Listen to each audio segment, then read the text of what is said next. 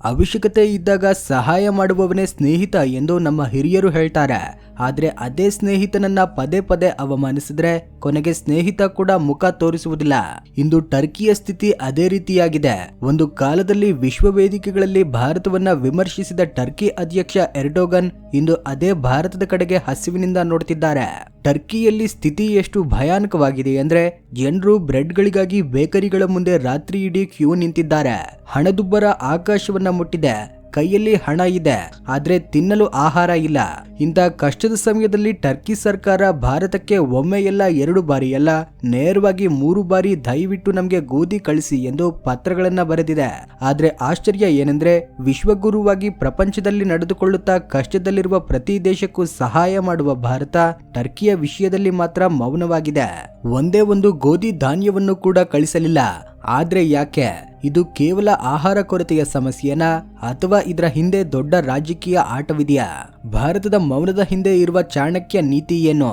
ಪಾಕಿಸ್ತಾನದ ಸ್ನೇಹಿತ ಈಗ ಇಂಡಿಯಾದ ಕಾಲುಗಳನ್ನ ಯಾಕೆ ಹಿಡಿದುಕೊಂಡಿದ್ದಾನೆ? ಇಂದಿನ ವಿಡಿಯೋದಲ್ಲಿ ಟರ್ಕಿಯ ಪತನ, ಎರ್ಡೋಗನ್ ಮಾಡಿದ ತಪ್ಪುಗಳು ಮತ್ತೆ ಭಾರತ ತೆಗೆದುಕೊಂಡ ಕಠಿಣ ನಿರ್ಧಾರದ ಹಿಂದಿನ ನಿಜಗಳನ್ನ ತಿಳಿಯೋಣ. ಈ ವಿಡಿಯೋನ ಕೊನೆಯವರೆಗೂ ನೋಡಿ, ಯಾಕಂದ್ರೆ ಇದು ಕೇವಲ ಟರ್ಕಿಯ ಕಥೆಯಲ್ಲ, ಬದಲಾಗುತ್ತಿರುವ ಪ್ರಪಂಚದಲ್ಲಿ ಭಾರತದ ಶಕ್ತಿ ಏನೆಂಬುದನ್ನ ಹೇಳುವ ಕತೆ. ಫ್ರೆಂಡ್ಸ್, ಈ ವಿಡಿಯೋ ನಿಮಗೆ ಇಷ್ಟವಾದ್ರೆ, ಭಾರತದ ಬೆಳವಣಿಗೆಯ ಬಗ್ಗೆ ಹೆಮ್ಮೆ ಪಡ್ತಿದ್ರೆ ದಯವಿಟ್ಟು ಲೈಕ್ ಮಾಡಿ. ಇದು ನಮ್ಮ ದೇಶದ ಶಕ್ತಿ ಮತ್ತು ಸ್ವಾಭಿಮಾನವನ್ನ ತೋರಿಸ್ತದೆ. ನಿಮ್ಮ ಒಂದು ಲೈಕ್ ನಮ್ಮನ್ನ ಪ್ರೋತ್ಸಾಹಿಸ್ತದೆ. ಮೊದಲು ಟರ್ಕಿಯಲ್ಲಿ ಸ್ಥಿತಿ ಎಷ್ಟು ದಾರುಣವಾಗಿದೆ ಎಂದು ನೋಡೋಣ. ಟರ್ಕಿ ಕರೆನ್ಸಿ ಲೀರಾ ಮೌಲ್ಯ ಪಾತಾಳಕ್ಕೆ ಬಿದ್ದಿದೆ.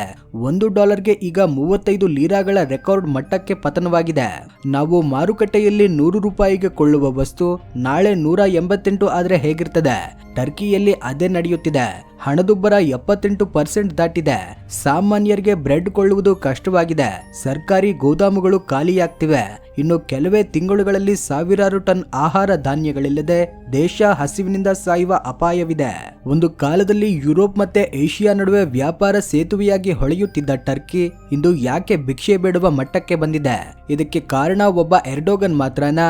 ಆರ್ಥಿಕ ತಜ್ಞರ ಪ್ರಕಾರ ಟರ್ಕಿಯ ಪತನಕ್ಕೆ ಮುಖ್ಯ ಕಾರಣ ಅಧ್ಯಕ್ಷ ಎರ್ಡೋಗನ್ ತೆಗೆದುಕೊಂಡ ಮೂರ್ಖತನದ ನಿರ್ಧಾರಗಳು. ಅದರಲ್ಲಿ ನಂಬರ್ 1 ಬಡ್ಡಿ ದರಗಳ ಸಿದ್ಧಾಂತ. ಪ್ರಪಂಚದಲ್ಲಿ ಎಲ್ಲಾದ್ರೂ ಹಣದುಬ್ಬರ ಹೆಚ್ಚಾದ್ರೆ ಕೇಂದ್ರ ಬ್ಯಾಂಕುಗಳು ಬಡ್ಡಿ ದರಗಳನ್ನ ಹೆಚ್ಚಿಸ್ತವೆ. ಆದ್ರೆ ಎರ್ಡೋಗನ್ ಮಾತ್ರ ಬಡ್ಡಿ ದರಗಳನ್ನ ಇಳಿಸಿದ್ರೆ ಹಣದುಬ್ಬರ ಕಡಿಮೆಯಾಗ್ತದೆ ಎಂಬ ವಿಚಿತ್ರ ಸಿದ್ಧಾಂತವನ್ನ ನಂಬಿ ದರಗಳನ್ನ ಕೃತಕವಾಗಿ ಇಳಿಸಿದರು. ಇದರಿಂದ ಹೂಡಿಕೆದಾರರು ಓಡಿ ಹೋದರು. ನಂಬರ್ 2 ಅನಗತ್ಯ ತಲೆ ಹಾಕಿಕೊಳ್ಳುವಿಕೆ.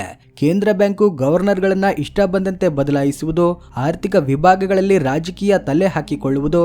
ಇದರಿಂದ ವಿದೇಶಿ ಕಂಪನಿಗಳಿಗೆ ಟರ್ಕಿಯ ಮೇಲೆ ನಂಬಿಕೆ ಹೋಯಿತು. ನಂಬರ್ 3 ರಕ್ಷಣಾ ಖರ್ಚು. ತಿನ್ನಲು ಆಹಾರ ಇಲ್ಲದಿದ್ರು S-400 ಏರ್ ಡಿಫೆನ್ಸ್ ಅನ್ನ ಖರೀದಿಸಿದರು. ಡ್ರೋನ್ಗಳ ತಯಾರಿಕೆ ಎಂದು ರಕ್ಷಣಾ ಕ್ಷೇತ್ರದಲ್ಲಿ ಅತಿಯಾಗಿ ಖರ್ಚು ಮಾಡಿದರು. ಇದು ದೇಶದ ಖಜಾನೆಯನ್ನ ಖಾಲಿ ಮಾಡಿತು. ಇಲ್ಲಿಯೇ ನಿಜವಾದ ಕತೆ ಶುರುವಾಗ್ತದೆ.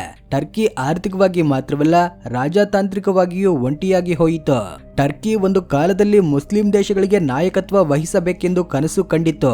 ಆ ಆಸೆಯಿಂದ ಸೌದಿ ಅರೇಬಿಯಾ, UAE ನಂತಹ ಸಿರಿವಂತ ಗಲ್ಫ್ ದೇಶಗಳನ್ನ ವಿಮರ್ಶಿಸಿತು. ಅವುಗಳ ಆಂತರಿಕ ವಿಷಯಗಳಲ್ಲಿ ತಲೆ ಹಾಕಿತ್ತು. ಇದರ ಫಲಿತಾಂಶ ಈಗ ಟರ್ಕಿ ಕಷ್ಟದಲ್ಲಿದ್ದರೆ ಸೌದಿ ಮತ್ತೆ UAE ಮುಖ ತೋರಿಸುತ್ತಿಲ್ಲ. ನೀನು ನಮಗೆ ಶತ್ರು, ನಿನಗೆ ನಾವೇಕೆ ಸಹಾಯ ಮಾಡಬೇಕು ಎಂಬಂತೆ ವರ್ತಿಸ್ತಿವೆ. ಇನ್ನು ಪಶ್ಚಿಮ ದೇಶಗಳು ಸಹಾಯ ಮಾಡ್ತವೆಯಾ ಅಂದ್ರೆ ಅಲ್ಲಿಯೂ ಎರ್ಡೋಗನ್ ಗಲಾಟೆ ಮಾಡಿದ್ದಾರೆ.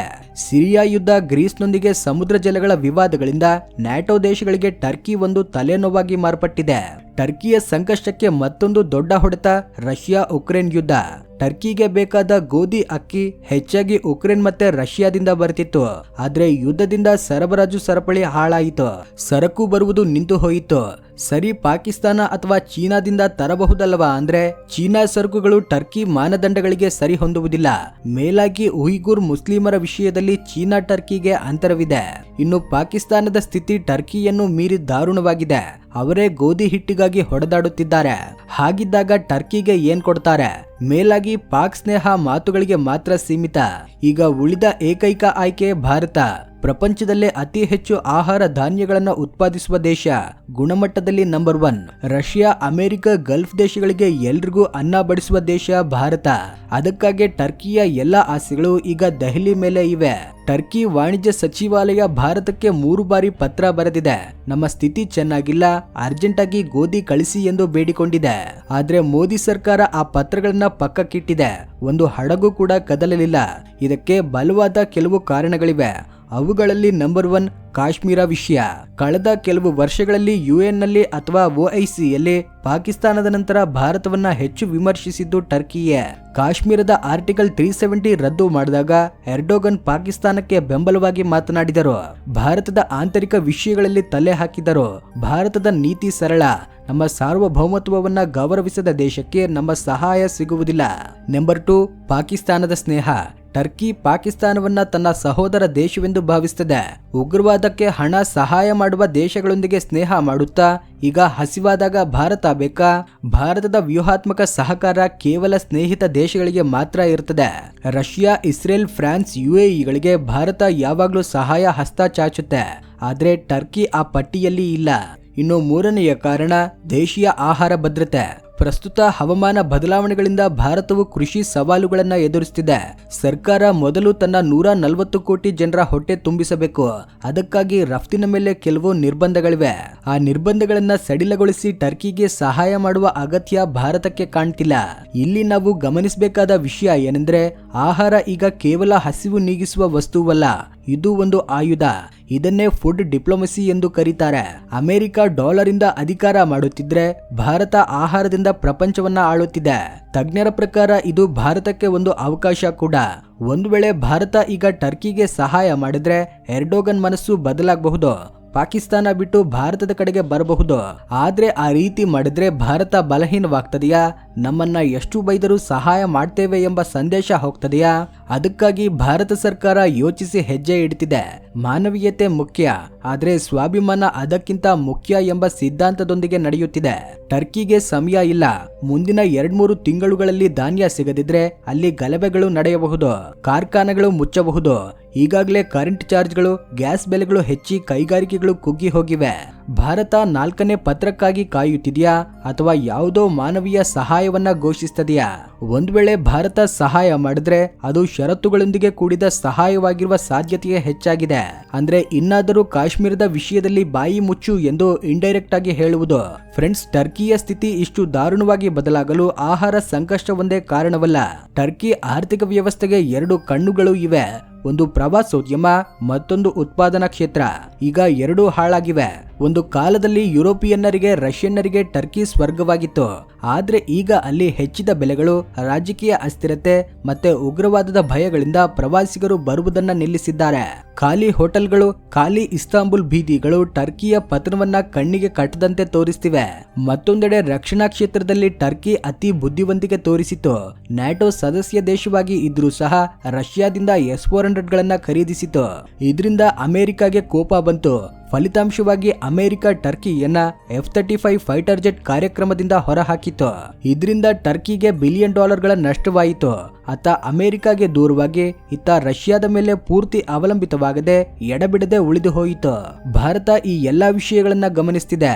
ಒಂದು ದೇಶ ಕೇವಲ ಧರ್ಮ ಅಥವಾ ರಾಜಕೀಯ ಅಹಂಕಾರದಿಂದ ನಡೆದ್ರೆ ಫಲಿತಾಂಶ ಹೇಗಿರ್ತದೆ ಎಂಬುದಕ್ಕೆ ಟರ್ಕಿ ಒಂದು ಉದಾಹರಣೆ. ಅದಕ್ಕಾಗಿ ಭಾರತದ ವಿದೇಶಾಂಗ ಇಲಾಖೆ ಈ ವಿಷಯದಲ್ಲಿ ದುಡುಕುತ್ತಿಲ್ಲ.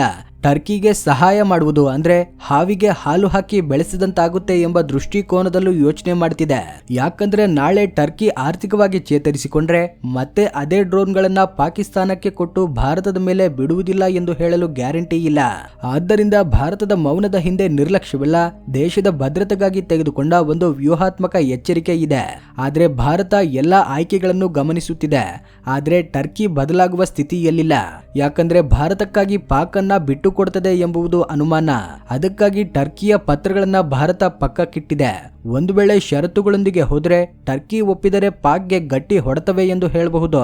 ಫ್ರೆಂಡ್ಸ್, ಈ ಕಥೆಯಲ್ಲಿ ನೀತಿ ಏನು ಅಂದ್ರೆ ನಾವು ಚೆನ್ನಾಗಿರುವಾಗ ಯಾರನ್ನಾದ್ರೂ ವಿಮರ್ಶಿಸಬಹುದು, ಆದ್ರೆ ಕಷ್ಟದಲ್ಲಿರುವಾಗ ನಮ್ಮನ್ನ ಆದುಕೊಳ್ಳುವುದು ನಮ್ಮ ನಡವಳಿಕೆಗಳೇ.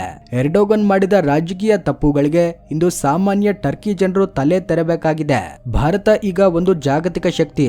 ನಮ್ಮನ್ನ ಗೌರವಿಸುವವರಿಗೆ ನಮ್ಮ ಸ್ನೇಹದ ಕೈ ಯಾವಾಗ್ಲೂ ಇರ್ತದೆ, ಆದ್ರೆ ನಮ್ಮನ್ನ ದ್ವೇಷಿಸುವವರಿಗೆ ನಮ್ಮ ಮೌನವೇ ಉತ್ತರ. ಈ ವಿಷಯದಲ್ಲಿ ನೀವೇನಂತೀರಾ? ಭಾರತ ಮಾನವೀಯತೆಯಿಂದ ಟರ್ಕಿಗೆ ಗೋಧಿ ಕಳಿಸಬೇಕಾ, ಅಥವಾ ಕಾಶ್ಮೀರದ ವಿಷಯದಲ್ಲಿ ನಮ್ಮನ್ನ ವಿರೋಧಿಸಿದ್ದಕ್ಕೆ ಬುದ್ಧಿ ಬರಬೇಕು ಎಂದು ಕಠಿಣವಾಗಿರ್ಬೇಕಾ? ನಿಮ್ಮ ಅಭಿಪ್ರಾಯವನ್ನ ಕೆಳಗಡೆ ಕಾಮೆಂಟ್ ಮುಖಾಂತರ ತಿಳಿಸಿ. ಈ ವಿಡಿಯೋ ಇಷ್ಟವಾದ್ರೆ ಲೈಕ್ ಮಾಡಿ. ನಮ್ಮ ದೇಶದ ಶಕ್ತಿ ಏನು ಎಂಬುದು ಎಲ್ರಿಗೂ ತಿಳಿಯುವಂತೆ ನಿಮ್ಮ ಸ್ನೇಹಿತರಿಗೆ ಶೇರ್ ಮಾಡಿ. ಈ ರೀತಿ ಮತ್ತಷ್ಟು ವಿಡಿಯೋಗಳಿಗೋಸ್ಕರ ನಮ್ಮ ಚಾನೆಲ್ಗೆ ಸಬ್ಸ್ಕ್ರೈಬ್ ಮಾಡ್ಕೊಳ್ಳಿ. ವಿಡಿಯೋ ನೋಡಿದ್ದಕ್ಕೆ ಧನ್ಯವಾದಗಳು.